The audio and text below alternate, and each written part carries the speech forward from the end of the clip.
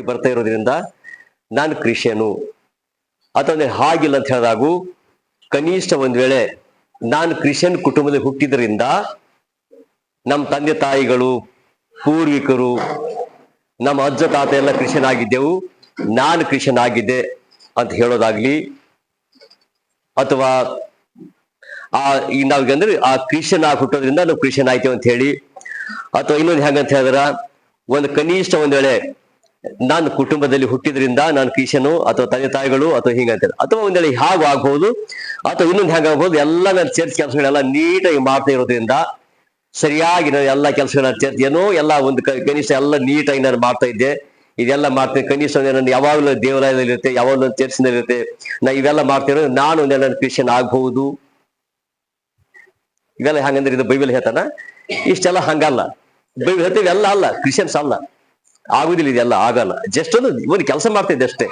ಹಾಗೆ ಹೇಳ್ತಾನ, ಹಾಗಾದರೆ ಎಂತ ಆ ಕ್ರಿಶ್ಚಿಯನ್ ಆಗೋದು ಸರ್ವ ಸಾಧನೆ ಇರ್ತಾರೆ. ಆ ಕ್ರಿಶ್ಚಿಯನ್ ಆಗುವಂತದಾಗ್ಲಿ, ನಾವು ದೇವ್ರ ವಾಕ್ಯ ಓದಂತಾಗ್ಲಿ, ಪ್ರಾರ್ಥನೆ ಮಾಡ್ತಾಗ್ಲಿ, ಹೀಗೆಲ್ಲ ಮಾಡ್ತೇವೆ. ಇವೆಲ್ಲ ಬರ್ತಾ ಇರೋದು ಯಾಕಂದ್ರೆ ಹುಟ್ಟಿದಾಗಿದ್ದರಿಂದ ನಾವು ಕ್ರಿಶ್ಚಿಯನ್ ಅಂತ ಹೇಳುವಾಗ ಬೈಬಲ್ ಹೇಳ್ತದ ಹಂಗ ಆಗಲ್ಲ, ಆಗ್ಲಿಕ್ಕೆ ಆಗಲ್ಲ. ಅದು ನೀ ಎಷ್ಟೋ ದಿನ ಚರ್ಚಿಗೆ ಬಾ, ನೀ ಎಷ್ಟು ದಿನ ನೀನ್ ಚರ್ಚಿಗೆ ಬಂದು ಎಷ್ಟೋ ದಿನ ವಾಜಿ ಕೇಳು, ನೀ ಎಷ್ಟು ಒಳ್ಳೆ ನೀನ್ ಕಾಣಿಕೆ ಹಾಕು, ನೀ ಎಷ್ಟೋ ನೀ ಏನಾರ ಮಾಡು, ಆದರೆ ಬೈಬಲ್ ಹೇಳ್ತಾರೆ ಕ್ರಿಶ್ಚಿಯನ್ ಆಗಲ್ಲ. ಹಾಗಾದ್ರ ಕ್ರಿಶ್ಚಿಯನ್ ಯಾರಾಗಬಹುದು? ಹಿಂಗೆಲ್ಲ ಕಂಟಿನ್ಯೂ ಚರ್ಚಿಗೆ ಬಂದ್ರು ಕ್ರಿಶ್ಚಿಯನ್ ಆಗಲ್ಲ. ಹುಟ್ಟಿದಾಗಿ ನಮ್ಮ ಪೂರ್ವಿಕರ ಅಜ್ಜ ತಾತನು ಕ್ರಿಶ್ಚಿಯನ್ ಆಗಿ ಹುಟ್ಟಿದ್ರು ಕ್ರಿಶ್ಚಿಯನ್ ಆಗಲ್ಲ. ಸರಿ, ಒಂದ್ ಒಳ್ಳೆ ಕೆಲಸ ಮಾಡ್ತಿದ್ರು ಆಗಲ್ಲ. ಹಾಗಿದ್ರೆ ಮತ್ತೆ ಕ್ರಿಶ್ಚಿಯನ್ ಆಗೋದು ಯಾರು? ಎಂತ ವ್ಯಕ್ತಿ ಆಗಿರ್ಬೋದು ಆ ಕ್ರಿಶ್ಚಿಯನ್ ಅಂದ್ರ? ನಾವು ಹೋಯ್ತೇವೆ, ನಾವು ಬರೋಣ ಹೇಳ್ತೇವೆ, ನಾವು ಚರ್ಚೆಗೆ ಹೋದ ತಕ್ಷಣ ನಾವ್ ಹೇಳ್ತೇವೆ ನಾವು ಕ್ರಿಶ್ಚಿಯನ್ ಆಗ್ಬಿಟ್ಟೇವ್ರಿ. ನೀವು ಕ್ರಿಶ್ಚಿಯನ್ ಆಗಿಲ್ಲ, ಆಗೋದಿಲ್ಲ. ಅದು ಬೈಬಲಿಗೆ ಹೇಳ್ತಾನ ಆ ಕ್ರಿಶ್ಚಿಯನ್ ಆಗೋಂತ ಹೇಳಿ ಜಸ್ಟ್ ಒಂದು ಎಕ್ಸಾಂಪಲ್ ಯಾವತ್ತೆ ಅಂದ್ರೆ, ಈಗ ಒಂದು ವಸ್ತು ಹೋದ್ರಿ ರೋಮ 4ನೇ ಅಧ್ಯಾಯ, ರೋಮ 2ನೇ ಅಧ್ಯಾಯ 14ನೇ ವಸ್ತು ಹೋದ್ರಿ, ರೋಮ 28 ರೋಮ 4:28 ವರ್ಷದಲ್ಲಿ ಚೆನ್ನಾಗಿ ಹೇಳ್ತಾನೆ ಅಲ್ಲಿ. 2:28 ರೋಮ 2:28. ಎಲ್ಲಿ? ಹೊರಗೆ ಮಾತ್ರ ನೋಡಿ ಕ್ರಿಶ್ಚಿಯನ್ ಅಂತ ಹೇಳ್ಬೋದು ನೋಡ್ರಿ. ಹೊರಗೆ ಮಾತ್ರ ಕ್ರಿಶ್ಚಿಯನ್ ಆಗಿರುವವನು ಕ್ರಿಶ್ಚಿಯನ್ ಅಲ್ಲ. ಆಮೇಲೆ ಮತ್ತು ಸುನ್ನತಿಯಲ್ಲಿ ಬ್ಯಾಪ್ಟಿಸಮ್ ಹೊರಗೆ ಶರೀರದಲ್ಲಿ ಮಾತ್ರ ಮಾಡಿರುವ ಬ್ಯಾಪ್ಟಿಸಮ್, ದೀಕ್ಷಾಸ್ನಾನ ಅಥವಾ ದೀಕ್ಷಾಸ್ನಾನವಲ್ಲ, ಆದರೆ ಒಳಗೆ ಕ್ರಿಶ್ಚಿಯನ್ ಆಗಿರುವವನೇ ನಿಜವಾದ ಕ್ರಿಶ್ಚಿಯನ್. ಈಗ ಅದ್ ಹಂಗೆ ಓದ್ ನೋಡ್ರಿ. ಹಂಗೆ ಹೊರಗೆ ಮಾತ್ರ ಯಹೂದ್ಯನಾಗಿರುವವನು ಯಹೂದ್ಯನಲ್ಲ, ಮತ್ತು ಹೊರಗೆ ಶರೀರದಲ್ಲಿ ಮಾತ್ರ ಮಾಡಿರುವ ಸುನ್ನತಿಯಲ್ಲ, ಆದರೆ ಒಳಗೆ ಯಹೂದ್ಯನಾಗಿರುವವನೇ ಯಹೂದ್ಯನು, ಮತ್ತು ಹೃದಯದಲ್ಲಿ ಆಗುವ ಸುನ್ನತಿಯೇ ಸುನ್ನತಿ. ಸಾಕು. ಹೊರಗೆ ಯಹೂದ್ಯನು, ಹೊರಗಷ್ಟೇ. ಸುನ್ನತಿ ಅಂದ್ರೆ ಜಸ್ಟ್ ನೀರಿಗೆ ಹೇಳೋದಷ್ಟೇ. ಬೈಬಲ್ ಹೇಳ್ತಾನ ಹೊರಗಾಗೋದು ಅಂದ್ರೆ ಜಸ್ಟ್ ಹೊರಗೆ ಎಕ್ಸಾಂಪಲ್, ಈಗ ಹೊರಗೆ ನಾವು ಬ್ಯಾಪ್ಟಿಸಮ್ ಆದಾಗ, ಹೊರಗೆ ದೀಕ್ಷೆ ತಗೊಂಡಿದಾಗ ನಾವ್ ಏನ್ ಬಿಟ್ಕೊಟ್ಟೇವ ಅಂದ್ರ ಏನೋ ಒಂದು ಕೆಟ್ಟದೆಲ್ಲ ಬಿಟ್ಕೊಟ್ಟೇವೆ. ಎಕ್ಸಾಂಪಲ್ ಎಷ್ಟು ನಮ್ಮ ಬಾಯಿ ಕೆಂಪಗಾರ ಆಗಿರ್ತಾ ಇರ್ತಿತ್ತು, ಏನೋ ಸ್ವಲ್ಪ ಏನೋ ನಾವು ಹೆಂಗೋ ಆಡ್ತಾ ಇರ್ತಿದ್ದೆವು, ಏನೋ ಸ್ವಲ್ಪ ಏನೋ ಸ್ಟೈಲ್ ಕಟಿಂಗ್ ಅಂತ ಏನೋ ಹೆಂಗೋ ಇದ್ದೇವು. ಆದ್ರೆ ಬೈಬಲ್ ಹೇಳ್ತಾನೆ ಯಾವಾಗ ನೀನು ಬ್ಯಾಪ್ಟಿಸಮ್ ಮಾಡಿಯೋ, ಯಾವಾಗ ದೀಕ್ಷೆ ತಗೊಂಡಿಯೋ, ಆ ದೀಕ್ಷೆ ತಗೊಂಡಿದ್ದಾಗ ಅದು ಹೊರಗೆ ಜಸ್ಟ್ ಎದ್ದು ಬಂದಾಗ ಅದು ಅಲ್ಲ. ಬೈಬಲ್ ಹೇಳ್ತಾನೆ ಹಂಗಲ್ಲ. ಹಾಗಾಗಿ ಹೇಳ್ತಾನೆ ಈಗ ಬೈಬಲ್ ಹೇಳ್ತಾನ ಈ ಹೊರಗೆ ಏನಿದೆಯಲ್ಲ ಹೊರಗಿಂದ ಅಲ್ಲ. ಇಲ್ಲಿ ಏನ್ ಹೇಳ್ತಾನ ಒಳಗೆ ಹಾಕೊಂಡ ಒಳಗೆ, ಇದ್ರ ಒಳಗ ಜಸ್ಟ್ ಏನ್ ಮಾಡ್ತಾನೆ ಒಂದ್ ಏನೋ ಈ ಜನ ಎಲ್ಲ ನಾವು ಒಂದ್ ಏನೋ ಇದನ್ನ ಎಕ್ಸಾಂಪಲ್ ನಸ್ ಕುಡಿತಾ ಇದ್ದೇವು, ಅದು ಮಾಡ್ತೇವೆ, ಏನೋ ಮಾಡ್ತಾ ಇದ್ದೇವು. ಬ್ಯಾಪ್ಟಿಸಮ್ ಆದಾಗ ಅಷ್ಟೇ ಬಿಟ್ಟೆವು, ಅಷ್ಟೇ ಬಿಟ್ಕೊಟ್ಟೆವು. ಯಾವ್ದು ಬಿಟ್ಟೆವು? ಇದಷ್ಟು ಕುಡಿತಾ ಇರ್ತೇವೆ ಇಲ್ಲ ಅಂತ ಕುಡಿತಾ ಇದ್ರೆ ಬಿಟ್ಕೊಟ್ಟೆವು ಅಂದ್ರೆ ನಾವು ಇದೆಲ್ಲ ಬಿಡ್ತಾ ಇದೀವಿ, ಸೀರಿಯಸ್ ಅಂತ ಬಿಟ್ಟಿದೆವು. ಇದೆಲ್ಲ ಬಿಟ್ಟು ನಾವು ಬ್ಯಾಪ್ಟಿಸಮ್ ಹೊಂದೇವು ಅಂದ್ರೆ ಅರ್ಥ ನಾವು ತಗೊಂಬದಿಲ್ಲ ಅಂತ. ಇದು ಯಾವ್ದು ಬರೀ ಮ್ಯಾಲಿನಷ್ಟೇ, ಇದು ಮ್ಯಾಲಿಂದಷ್ಟೇ, ಇದು ಮ್ಯಾಲಷ್ಟೇ ಆಗಿದೆ. ಅದು ಬೈಬಲ್ ಹೇಳ್ತಾನ ಮ್ಯಾಲಾಗ ಆಗೋದಲ್ಲ, ಈ ಒಳಗಿನ ಕೃಷಿ ಇರ್ಬೇಕು. ಆದ್ರೆ ಒಳಗಿಂದು ಹೆಂಗಂದ್ರೆ ಪೂರ್ತಿ ಹೃದಯದಲ್ಲಿ, ಈಗ ಎಕ್ಸಾಂಪಲ್ ಎರಡು ಪಾಪಗಳಂತ ಹೇಳ್ಬಹುದು. ಎರಡು, ಒಂದು ಹೊರಗಿಂದು, ಇನ್ನೊಂದು ಒಳಗಿಂದ. ಯಾವು? ಎಲ್ಲ ಹೊರಗಿಂದ ಗೊತ್ತಿದೆ. ಆ ಹೊರಗಿಂದ ಅಂತ ಇದ್ರ ಅರ್ಥ ಏನು? ಎಲ್ಲ ಹೊರಗಿಂದ ಗೊತ್ತಿದೆ, ಅದು ಒಳಗಿಂದ ಗೊತ್ತಿಲ್ಲ. ಈ ಒಳಗಿಂದ ಯಾವ್ದು ಗೊತ್ತಾ? ಸಿಟ್ಟೆಯಲ್ಲಿ ಬರ್ತದ, ಹೊಟ್ಟೆ ಕಿಚ್ಚು ಒಳಗಿದ್ದು, ಹೌದಾ? ಈಗ ಹೊಟ್ಟೆ ಕಿಚ್ಚು, ಸಿಟ್ಟು, ಆಮೇಲೆ ಇವೆಲ್ಲ ಕೆಟ್ಟ ಆಲೋಚನೆಗಳು, ಇವೆಲ್ಲ ಬರೋ ಒಳಗಿಂದೆ. ಬೈಗಳು, ಏನದು ಬೇಯಬೇಕು, ಯಾವ ಸಲ ಬೇಯಬೇಕು, ಇವೆಲ್ಲ ಒಳಗಿಂದ. ಈ ಬೈ ಹೇಳ್ತಾನ ಒಂದ್ ಎಕ್ಸಾಂಪಲ್, ಈಗ ಮೀನ್ ಇರ್ತಲ್ಲ, ಮೀನು ಅದು ನೀರಲ್ಲೇ ಇರುವಂತದ್ದು. ಮೀನ್ ನೀರಲ್ಲೇ ಇರ್ತದೆ. ಅದು ಹೊಟ್ಟೆ ಆ ಒಳಗಿಂದೆಲ್ಲ ಕ್ಲೀನ್ ಮಾಡೋದು ಏನು ಅವಶ್ಯಕತೆ ಇದೆ? ಅದು ಹೊಟ್ಟಿನೂ ಕ್ಲೀನ್ ಮಾಡ್ಬೇಕು, ಮ್ಯಾಲಿದ್ದು ಎರಡು ಕ್ಲೀನ್ ಮಾಡ್ಬೇಕು. ಆ ಎರಡು ಕ್ಲೀನ್ ಮಾಡಿದ್ರೆ ಮಾತ್ರ ಸಾರು ಮಾಡ್ಲಿಕ್ಕೆ ಯೋಗ್ಯ, ಅದು ಮತ್ತಿಲ್ಲಕ್ ಮಾತ್ರ ಯೋಗ್ಯ. ಈಗ ಅದೇ ಪ್ರಕಾರ ಹೇಳ್ತಾನ, ನಾವು ದೇವ್ರು ನಂಬಿದಾಗ ನಾವೇನ್ ಮಾಡ್ಬೇಕು? ಒಳಗಿಂದು ಕ್ಲೀನ್ ಇರ್ಬೇಕು, ಹೊರಗಿಂದು ಕ್ಲೀನ್ ಇರ್ಬೇಕು. ಒಳಗಿಂದು ಕ್ಲೀನು, ಹೊರಗಿಂದು ಕ್ಲೀನ್ ಎರಡು. ಅಂದ್ರ ನಮ್ ಹೃದಯ ಹೆಂಗಿರ್ಬೇಕು ಅಂದ್ರೆ ದೇವ್ರ ಮನಸ್ಸು ಇರ್ಬೇಕು. ನಮ್ಮಲ್ಲಿ ದೇವ್ರ ಮನಸ್ಸು ಇರ್ಬೇಕು. ಆ ದೇವ್ರ ಮನಸ್ಸು ಇರೋದ್ರಿಂದ ಏನ್ ಮಾಡ್ತೇನೆ? ಒಳಗಿಂದು ಕ್ಲೀನು, ಹೊರಗಿಂದು ಕ್ಲೀನ್. ಅಂದ್ರ ನಮ್ಮ ಬಾಯಿ ಒಳಗ ಒಳ್ಳೆ ಮಾತುಗಳು, ನಮ್ಮ ಯೋಚನೆ ಸರಿಯಾಗಿರ್ಬೇಕು, ಎಲ್ಲ ಕರೆಕ್ಟ್ ಆಗಿದ್ದಾಗ ಅದೇ ಮತ್ತೆ ಒಳಗಿಂದು ಅಂದ್ರೆ ಹೊಟ್ಟೆ ಕಿಚ್ಚಾಗ್ಲಿ, ಯಾವ್ದು ಬಂದ್ರೆ ಯಾವ್ದು ಹೊಟ್ಟೆ ಕಿಚ್ಚು, ಸಿಟ್ಟು, ಕಕ್ಷೆ ಭೇದ, ಭಿನ್ನಮತ, ಕುಡಿಕತನ, ಇವೆಲ್ಲ ಜಗಳಗಳು ಎಲ್ಲ ಎಲ್ಲಿಂದ ಬರೋದು? ಇವೆಲ್ಲ ಒಳಗಿಂದ ಬರ್ತಾವೆಲ್ಲ. ಆದ್ರೆ ಏನ್ ಮಾಡ್ತೇವೆ? ಒಳಗಿಂದ ಹಂಗೆ ಪ್ಯಾಚಿದೆ. ನೀರಲ್ಲಿ ಮುಳುಗಿದೆವು, ಎದ್ದು ಬಂದೆವು. ಎದ್ದು ಬಂದು ಏನ್ ಮಾಡ್ತಾ? ನಾನು ಬ್ಯಾಪ್ಟಿಸಮ್ ಆಗಿದೆ, ಗೊತ್ತಿ ನನ್ನ ಸ್ಪುಡಿ ತಿಕ್ಕಲ್ಲ, ಹೇಗೆ ಗೊತ್ತಾ? ಸಿಗರೇಟ್ ಸೇರೋದಿಲ್ಲ, ಯಾಕಂದ್ರೆ ಬ್ಯಾಪ್ಟಿಸಮ್ ಆಗಿದೆ. ಆ ಬ್ಯಾಪ್ಟಿಸಮ್ ಆಗಿದೆ ಅದು ಬಿಟ್ಟಾಗ ಒಳಗಿದ್ದು ಅದು ಹಂಗೆ ಫುಲ್ ಪ್ಯಾಕಿದೆ. ಅಂದ್ರೆ ಅರ್ಥ ಮೀನು ಚಂದೆಲ್ಲ ತೊಗೊಳ್ಳೋ ಮ್ಯಾಲೆಲ್ಲ ಒಳಗಿರೋದು ಕ್ಲೀನ್ ಮಾಡಿಲ್ಲ ಅಂತ ಇದ್ರ ಲೆಕ್ಕದ ಹಿಂಗೆ. ಆದ್ರ ಇಲ್ಲಿ ಬೈಬಲ್ ಹೇಳ್ತಾನ ಹಾಗಲ್ಲ, ನೀನೇನ್ ಮಾಡ್ಬೇಕು? ಎರಡೂ ಕ್ಲೀನ್ ಇರ್ಬೇಕು, ಒಳಗೂ ಆಗ್ಬೇಕು, ನೀನು ಹೊರಗೂ ಆಗ್ಬೇಕು. ದೇವರ ನಂಬಿತ ವಿಶ್ವಾಸಿಗಳು ನಾವು ಹೊರಗೂ ಇರ್ಬೇಕು, ನಾವು ಒಳಗೂ ಇರ್ಬೇಕು. ಆಮೇಲೆ ಹೇಳ್ತಾನ ಈ ಹೊರಗಿಂದು ಒಳಗಿಂದು ಎರಡು ಇರುವಾಗ, ಇಲ್ಲಿ ನಾವು ದೇವ್ರ ವಾಕ್ಯ ನೋಡ್ತೇವೆ. ಈಗ ಬಂದಾಗ ಆ ದೇವ್ರ ವಾಕ್ಯದಲ್ಲಿ ಹೊರಗ ಒಳಗ ಎರಡು ಕ್ಲೀನ್ ಆಗಿದ್ದಾಗ, ಎರಡು ಸ್ವಚ್ಛವಾಗಿದ್ದಾಗ, ಎರಡು ಕ್ಲೀನ್ ಆಗಿಬಿಟ್ಟಾಗ, ಅಲ್ಲಿ ಒಂದು ಎಕ್ಸಾಂಪಲ್, ಈಗ ನೀನು ಆ ಊರಾಗ ಹೋಗಿ ಸುವಾರ್ತೆ ಮಾಡೋ ಅವಶ್ಯಕತೆನೇ ಇಲ್ಲ, ಕರಪತ್ರ ಹಂಚುವಂತ ಅವಶ್ಯಕತೆನೇ ಇಲ್ಲ, ನೀವು ಹೋಗಿ ಅಲ್ಲಿ ಫಿಲಿಂ ಹಾಕುವಂತ ಅವಶ್ಯಕತೆನೇ ಇಲ್ಲ. ಎಕ್ಸಾಂಪಲ್ ಹೆಂಗ್ ಗೊತ್ತಾ? ಈಗ ಚರ್ಚ್ ನೀವು ಕಂಟಿನ್ಯೂ ಬರ್ತಾ ಇದೀವಿ, ಕಂಟಿನ್ಯೂ ಚರ್ಚಿಗೆ ಬರ್ತಾ ಇರೋದ್ರಿಂದ ಹಿಂದೆ ಯೇಸು ನಂಬೋದಕ್ಕಿಂತ ಹಿಂದೆ ಅಥವಾ ಪ್ರಾರ್ಥನೆ ಬರೋದಕ್ಕಿಂತ ಹಿಂದೆ ಮನೆಯೊಳಗೆ ಭಿನ್ನ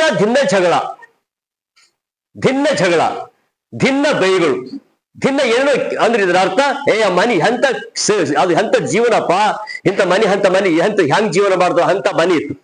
ಯಾವಾಗ ಯೇಸು ಕ್ರಿಸ್ತ ರಕ್ಷಕ ಅಂಗೀಕಾರ ಮಾಡ್ಕೊಂಡು ನಾವು ಚರ್ಚಿಗೆ ಬಂದು ದೇವರ ವಾಕ್ಯ ಕೇಳಿ ಆಗುತ್ತೆ ಏನ್ ಮಾಡ್ಬಿಟ್ಟು ಎಲ್ಲ ಜಗಳ ಬಿಟ್ಟೆವು.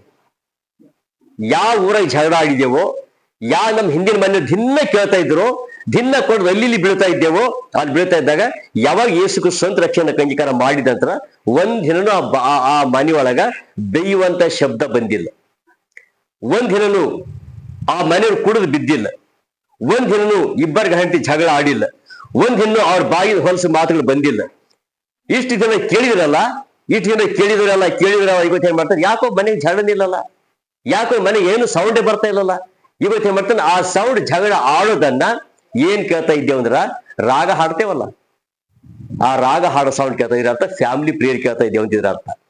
ಯಾವಾಗ ಫ್ಯಾಮಿಲಿ ಪ್ರೇಯರ್ ಕೇಳ್ತಾ ಇದ್ದೇವೋ, ಯಾವಾಗ ರಾಗ ಹಾಡೋದು ಕೇಳ್ತಾ ಇದ್ದೇವೋ, ಅವಾಗ ಮನೆಯವ್ರು ಹೇಳ್ತಾರ ಆ ಜಿನ್ನ ಜಗಳ ಬೀತಿದ್ರು, ದಿನ ಜಗಳ ಆಡ್ತಾ ಇದ್ರು, ಕುಡು ಬರ್ತಾ ಇದ್ರು, ಅಳ್ತಾ ಇದ್ರು. ಆದ್ರೆ ಇವತ್ತು ಆ ಮನೆಯಾಗ ಪ್ರಾರ್ಥನೆ, ಆ ಮನೆಯಾಗ ರಾಗ, ಆ ಮನೆಗೆ ಒಳ್ಳೆ ದೇವ್ರ ಧ್ಯಾನ, ಆ ಸಲುವಾಗಿ ಆ ಕುಟುಂಬ ಎಷ್ಟು ಚೆನ್ನಾಗಿದೆಯಲ್ಲ. ಕರಪತ್ರ ಬೇಕಾ? ಹಾಗಿದ್ರೆ ಒಂದ್ ಯೋಚನೆ ಮಾಡಿ, ಈಗ ಕರಪತ್ರ ಯಾರು?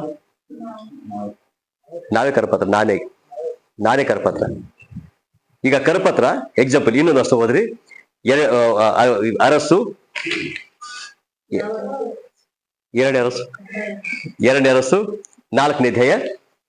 ಯಾಕಂದ್ರ ಕರಪತ್ರ ಇಲ್ಲ, ಅದು ಇದು ಅರ್ಥ ಹಂಚಲು ತಂದು ಹೇಳ ನಾನು ಈಗ ಅದ್ರ ಅರ್ಥ ಏನು, ಆ ಕರಪತ್ರ ಯಾರು ಅಂತ ಹೇಳಿದ್ರೆ ನಾವೇಂದೇ ಕರಪತ್ರ ನಾವೇ, ಹೌದು ನಾವೇ. 8-9 2 ಅರಸು 4ನೇ ಅಧ್ಯಾಯ 8-9 2 ವರ್ಷಗಳು.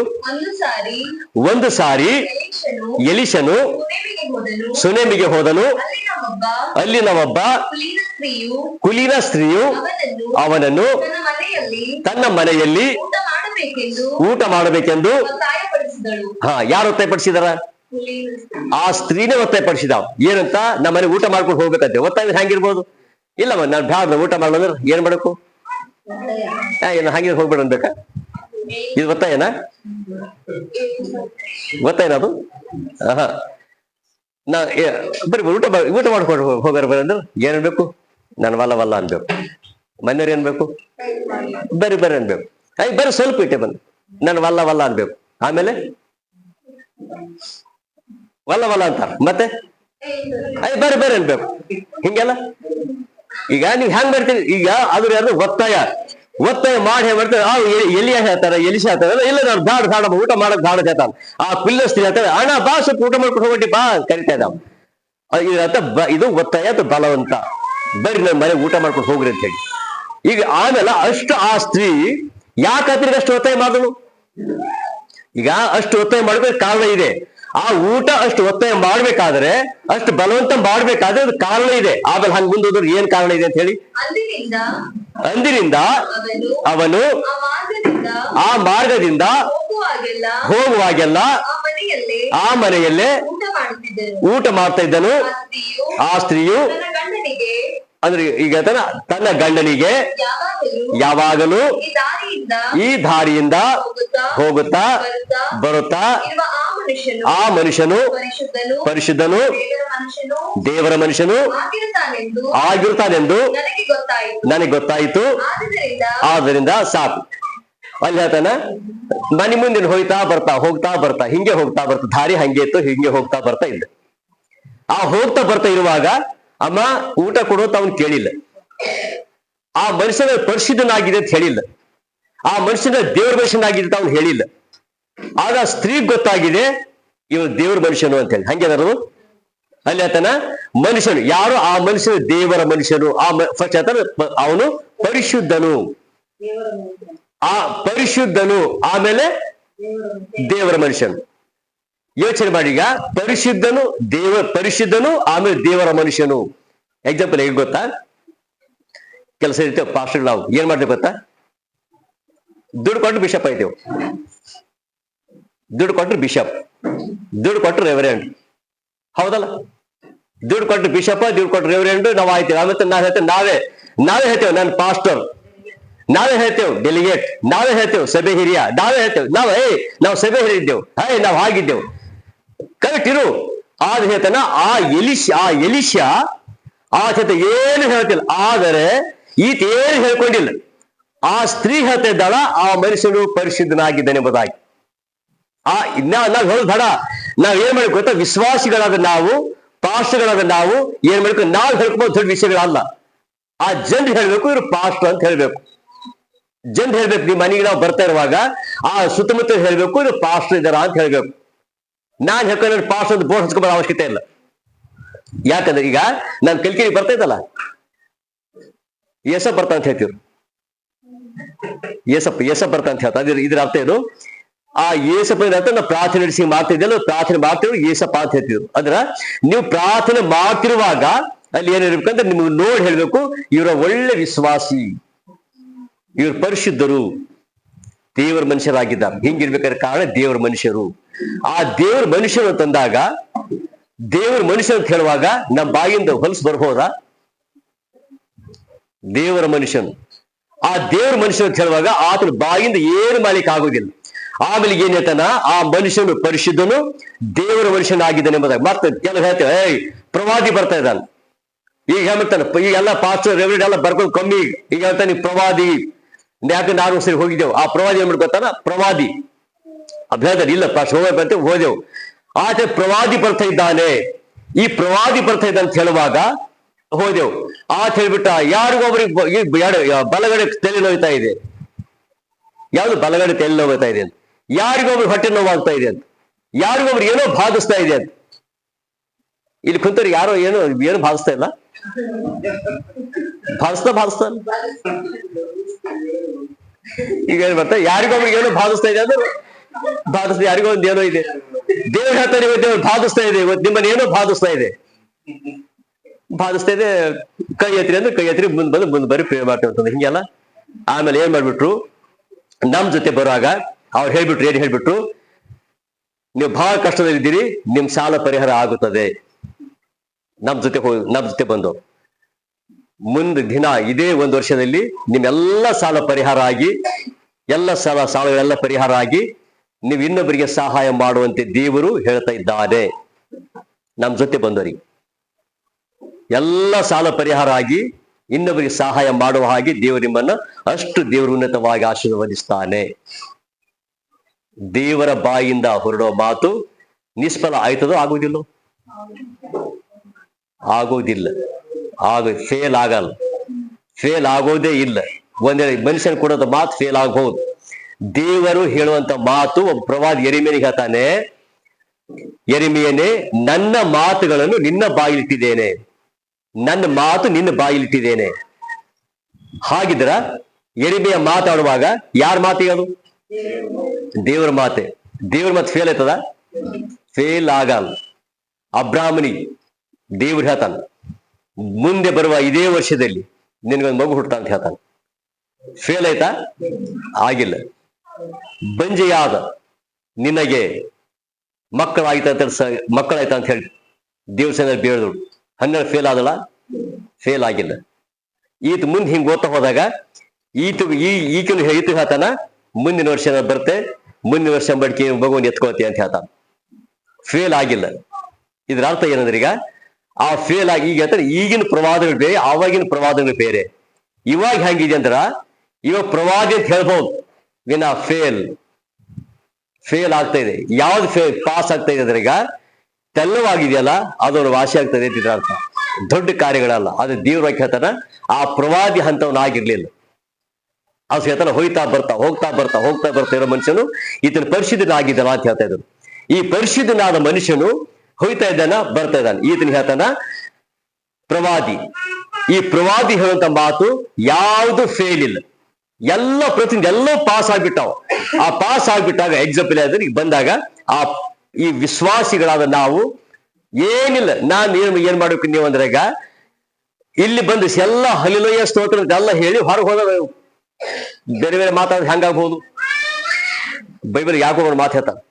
ಏನ್ ಹೇಳ್ತಾಂದ್ರೆ, ಈಗ ನಿಮ್ ಬಾಯಿ ಒಂದು ಬಾವಿ, ಬಿಸಿ ನೀರು ತಣ್ಣೀರು ಎರಡು ಕೊಡ್ಬಹುದಾ?